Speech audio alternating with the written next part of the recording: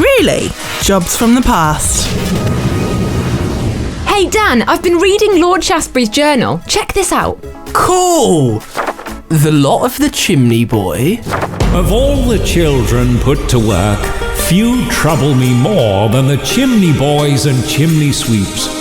Even in these enlightened times, otherwise decent folk think nothing of risking the lives of children for their own comfort.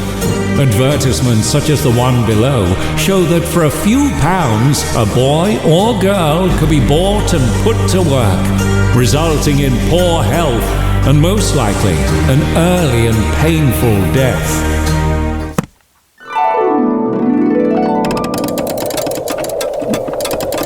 Dan, where are we? More like, when are we? Here, have you two seen my advertisement? Want an honest living as a chimney sweep, do ya?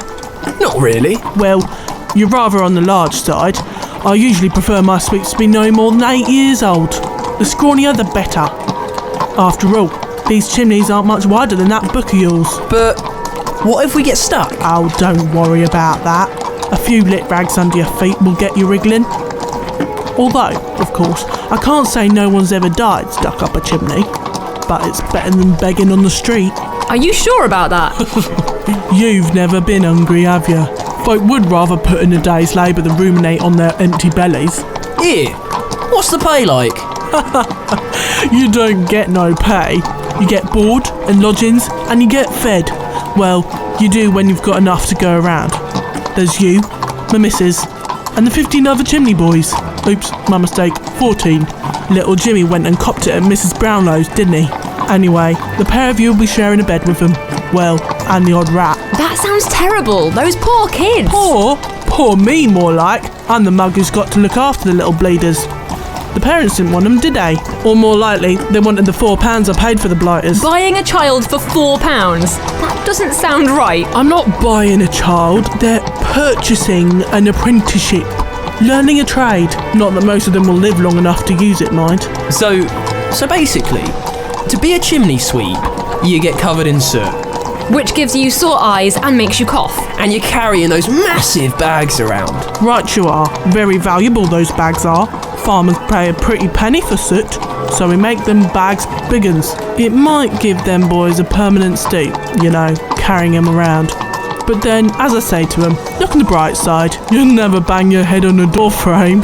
This doesn't sound fun to me. It sounds awful. Getting scraped arms and legs from the chimney bricks, and maybe even burned or worse. Well, take it or leave it. There's plenty more who will. Anyway, I'm off. Those chimneys won't clean themselves now, will they? Sweepo! Close the book, Bex. Let's get out of here.